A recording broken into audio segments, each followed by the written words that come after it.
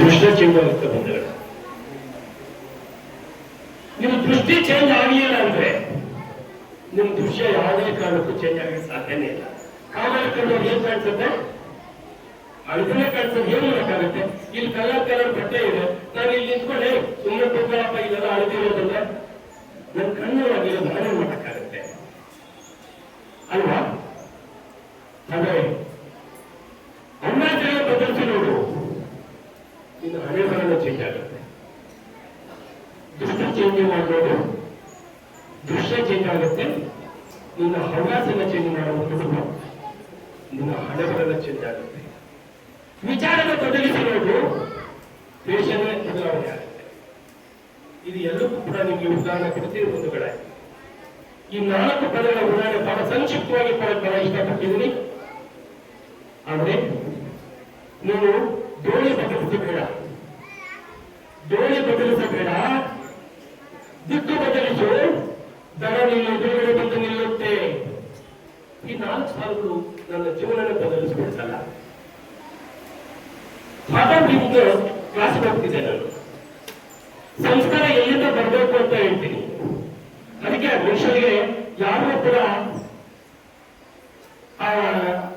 ಏಕಾಏಕಿ ಐಶ್ವರ್ಯ ಆಗ್ಬಾರ್ದು.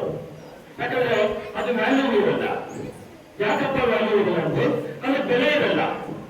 ಯಾವುದು ಕಣ್ಣರ ಆಸ್ತಿ ನಮಗೆ ಬರಬಾರ್ದು, ಕಷ್ಟಪಟ್ಟಿರುವಂತ ದುಡ್ಡು ನಮ್ಗೆ ಬರಬೇಕು.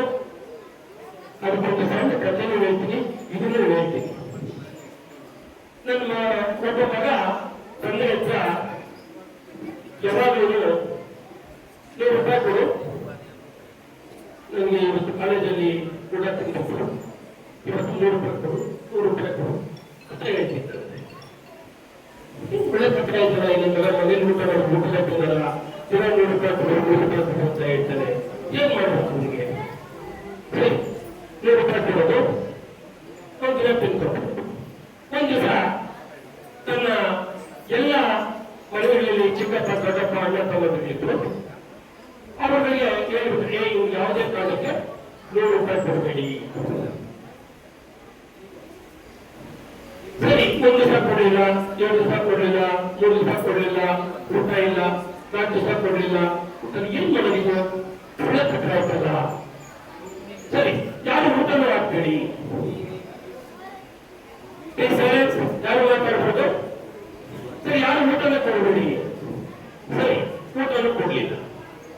ಸರಿ, ಏನ್ ಮಾಡೋದು? ಊಟ ಮಾಡಲೇಬೇಕಲ್ಲ.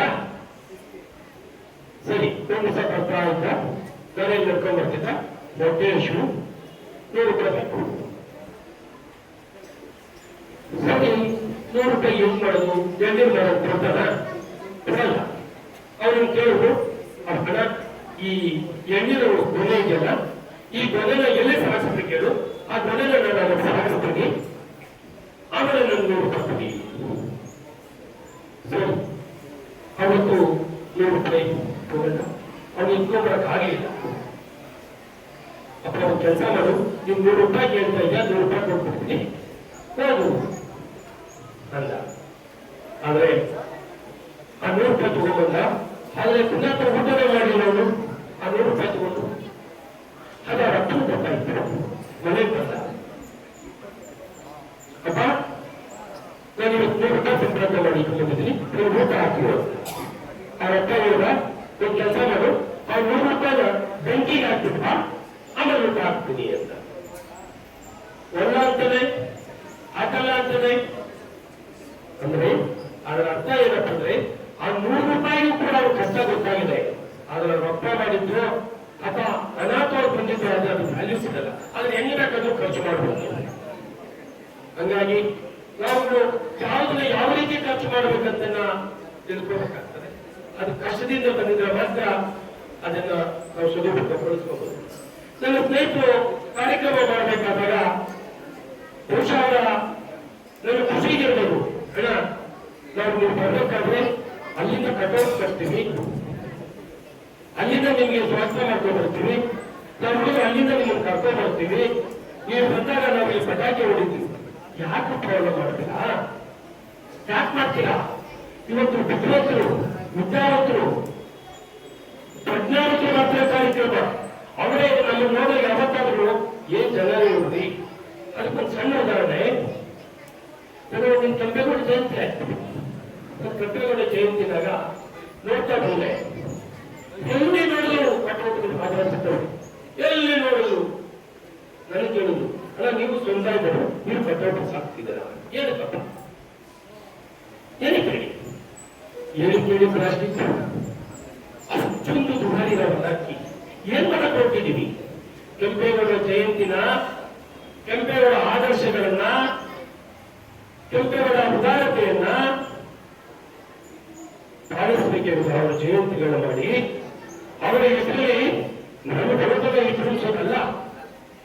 ಖಂಡಿತವಾಗ್ಲೂ ನಾನು ಮಾಡಲ್ಲ, ಖಂಡಿತವಾಗ್ಲೂ ಮಾಡಲ್ಲ, ಸಾಧ್ಯನೇ ಇಲ್ಲ ಅಂತೆ. ಬೇರೆಗಳಲ್ಲಿ ಕಾರ್ಯಕ್ರಮ ಮಾಡಿದ್ರು. ನಾನು ಯುವಜನ ಮಿತ್ರರಿಗೆ ಹೇಳಿದೆ, ನೋಡ್ರಿ ಕೆಂಪೇಗೌಡ ಜಯಂತಿನ ಕೇವಲ ಜಯಂತಿ ಮಾಡಿ ನೀವು ಸಂಘ ಕಟ್ಟೋದಾದ್ರೆ ನನ್ನನ್ನು ಕರಿಬೇಡಿ, ಖಂಡಿತ ಗೊತ್ತಿಬೇಡಿ. ನೀವು ಕೆಲಸ ಮಾಡಿ, ನೀವು ಕೆಂಪೇಗೌಡರಿಗೆ ಮಾಡೋದಾದ್ರೆ, ಈ ಮಕ್ಕಳಿಗೆ ಮಾಡೋದಾದ್ರೆ ಸಂತೋಷ, ನನಗೇನು ಬೇಜಾರ, ಅದು ನಿಮ್ಮ ಖುಷಿ. ನಾನಂತೂ ಅವ್ರು ಮಾಡೋಕ್ಕಾಗಲ್ಲ, ಅದು ನಿಮ್ಮ ಖುಷಿ.